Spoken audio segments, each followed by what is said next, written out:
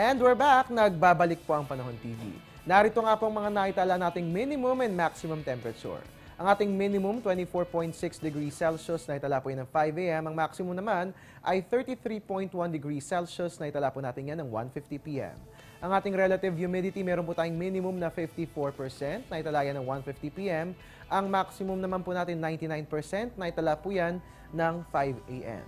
At mga kababayan, para po sa real-time weather updates, pwede pong tumutok sa Panahon TV at syempre pwede rin po kaming i-follow sa Twitter at Panahon TV, and of course, pwede bisitahin ng ating website www.panahon.tv, and of course, you can also like our Facebook page. Dahil dito po sa Panahon TV, sa television man o sa internet, tunay na walang pinipiling panahon ang pagbibigay impormasyon. At yan nga pong araw ng Sabado, umulan o umaraw man, I'm the man. I'm your weatherman, Harry Bayona, nagpapaalalang tiwala lang. May tamang panahon ang bawat pagkakataon. At para po sa mga mag-anak na lalabas ngayong araw ng Sabado dahil nga po walang pasok, ingat po tayong lahat at kahit maaliwalan sa panahon, magdala po tayo ng payong para po protektado tayong lahat. Good morning!